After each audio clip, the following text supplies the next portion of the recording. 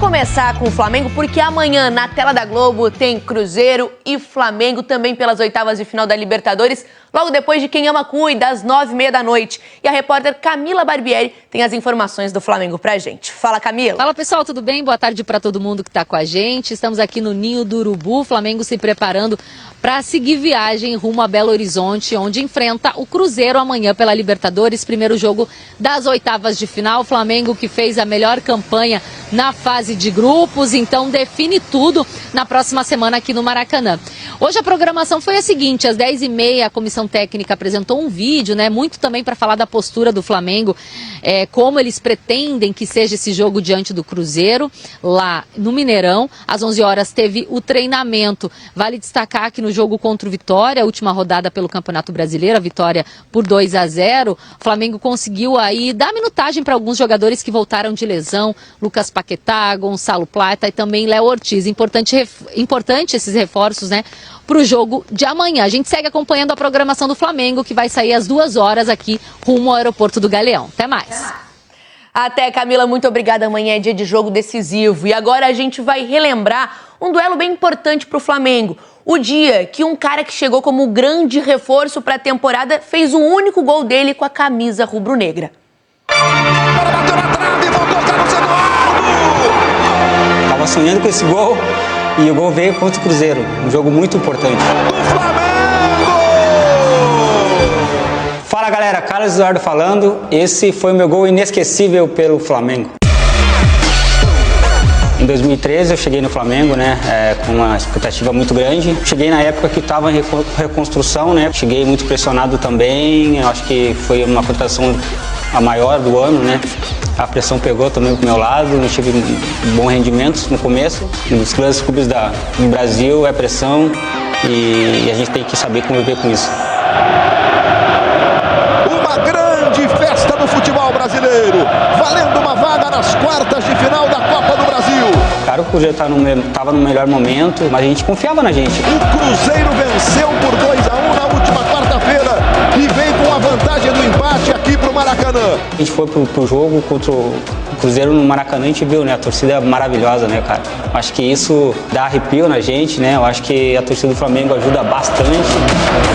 Com certeza era difícil, a gente lutou até o final, tanto que o gol do Elias foi no final do jogo, O Elias bateu! Gol!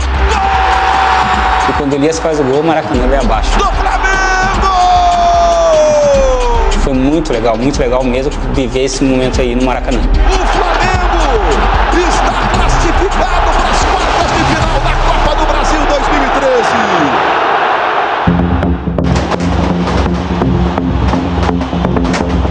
E a gente estava tomando 2-0 lá no Mineirão.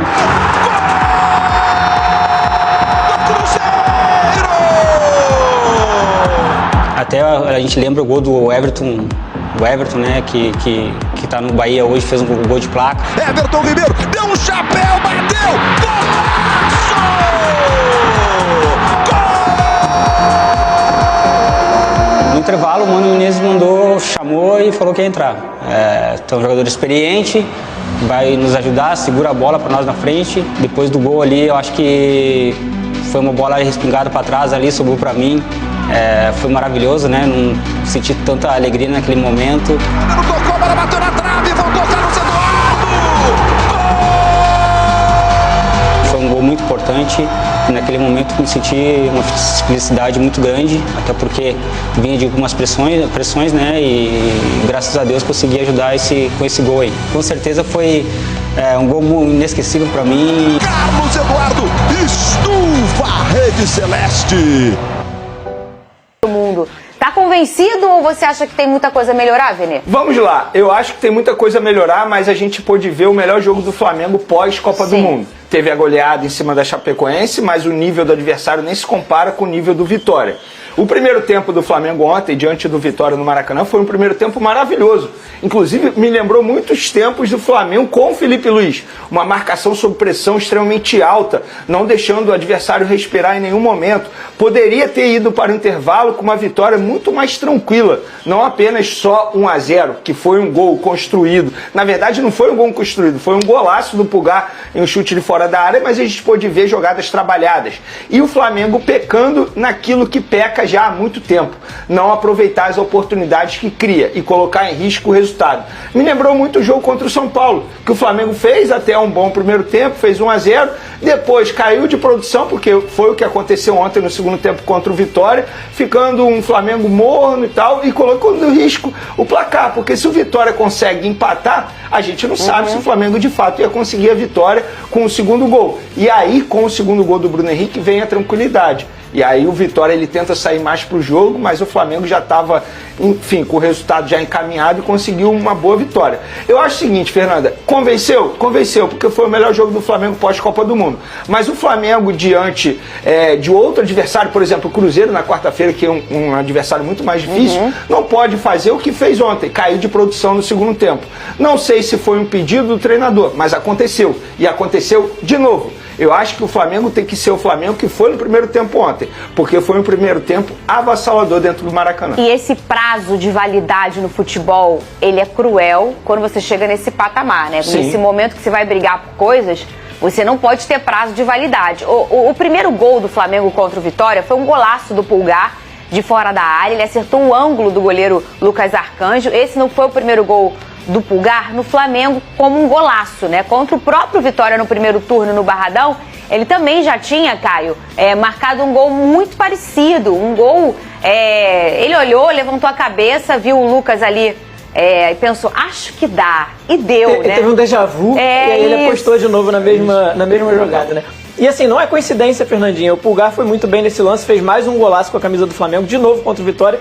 E se a gente for lembrar aqui, o Everton Araújo também fez um golaço contra o Vitória de fora da área, uma bomba de fora da área também.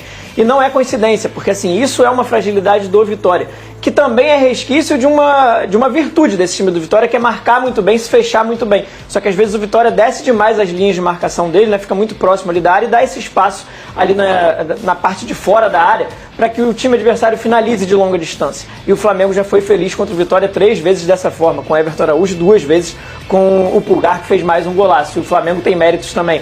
O time, né, que isso é estudo também, isso não deixa de ser estudo, você balançar a defesa adversária para te proporcionar a chance de arriscar de fora da área, isso também é estudo, mas também mérito dos jogadores. Nesse caso aí, do Pulgar, mais uma vez acertando um belíssimo chute de rara felicidade lá na gaveta do goleiro do Vitória para garantir, para abrir, né, o placar para o Flamengo, que se perdeu no segundo tempo, como o Vene bem falou aqui, perdeu o controle, não que se perdeu o controle da partida em determinado momento, apesar do Vitória não oferecer tanto perigo em chances claras assim.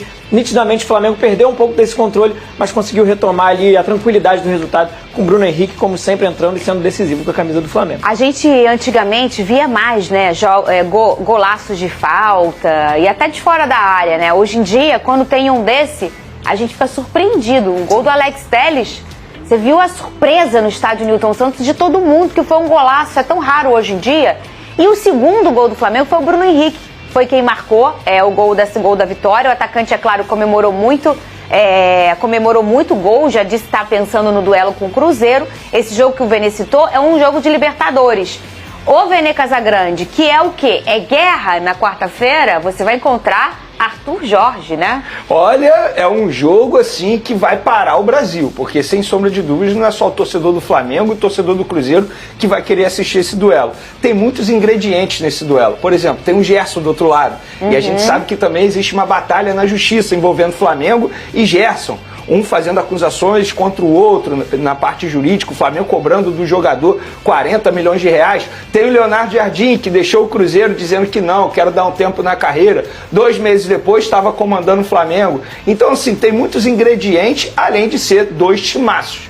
Eu, particularmente, espero ver uma grande partida na quarta-feira, jogo de ida em Belo Horizonte, jogo de volta no Maracanã, um jogo muito difícil, tanto para o Flamengo quanto para o Cruzeiro. Confesso para você que eu estou curioso. Agora, só um ponto sobre a parte tática do Flamengo ontem.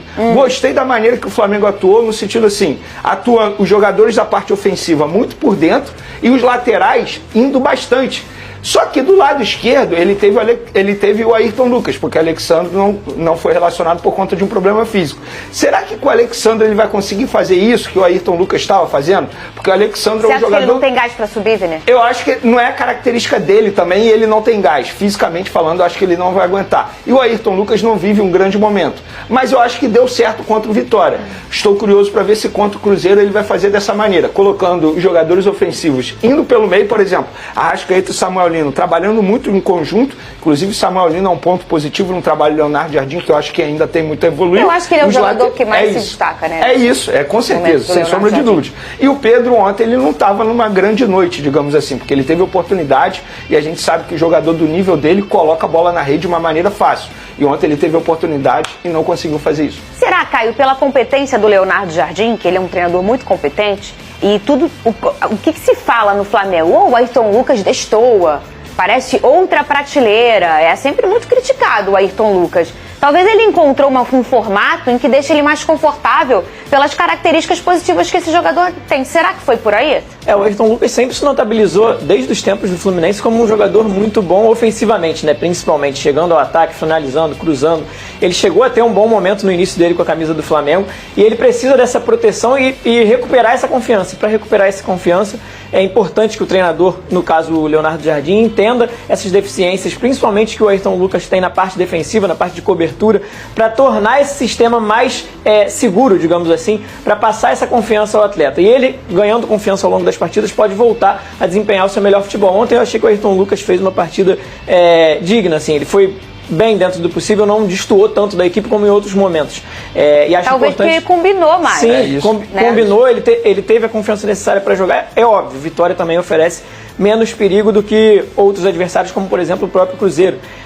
Mas é importante recuperar cada atleta nesse sistema, porque quando a confiança vai caindo e o atleta não consegue se recuperar, a tendência é que ele cause problemas ao seu time. E o Ayrton Lucas vinha passando por isso já há algum tempo com a camisa do Flamengo. É importante recuperar esse atleta agora para essa fase decisiva de reta final de Campeonato Brasileiro e de Libertadores também. As escolhas táticas de um treinador, elas enaltecem ou destroem uma fase de um jogador, né? Por exemplo, lá no Botafogo, o Botafogo tem dois laterais direitos. O Matheus Ponte, que é extremamente ofensivo, e o Vitinho, que ele é um cara ofensivo também, mas ele é muito capaz e muito impecável defensivamente. O Martim Anselmi, que era um treinador que chegou para botar 3 zagueiros, ele improvisava o Matheus como um terceiro zagueiro. O Vitinho continuou como lateral direito e ele quis improvisar o Matheus, que é um cara com 0 características defensivas. O que acontecia? Falhava todo o jogo, ficou numa fase ruim e depois teve que reconquistar a torcida, por conta de escolhas de um treinador que talvez não entendia as características do seu atleta. E talvez o Leonardo Jardim tenha entendido o que o Ayrton pode me entregar. Então vamos jogar assim para ele se sentir mais à vontade e acaba crescendo também como um todo, obviamente. Segundo informações do jornalista Antônio Carlos, Gerson estaria bastante arrependido de como sua relação com a torcida do Flamengo acabou se tornando nos últimos tempos. O jogador, que durante muito tempo foi uma das principais referências do elenco e chegou a vestir a braçadeira de capitão, havia construído uma história muito bonita com o clube e com os torcedores. De acordo com as informações, Gerson ainda alimenta o sonho de voltar a vestir a camisa do Flamengo e encerrar sua carreira no clube.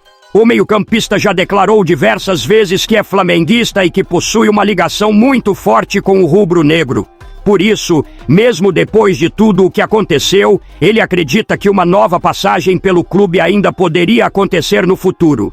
O jogador também teria o desejo de recuperar a relação com a torcida e mudar a imagem que ficou após sua saída. Gerson sabe que deixou muitos torcedores chateados, mas acredita que uma possível volta poderia ser uma oportunidade de reconquistar o carinho da nação e terminar sua história no Flamengo de uma maneira muito mais positiva. Apesar disso, um retorno neste momento seria praticamente impossível. A atual diretoria e boa parte dos torcedores ficaram bastante chateados com toda a situação envolvendo o jogador, o que dificulta bastante qualquer possibilidade de negociação agora.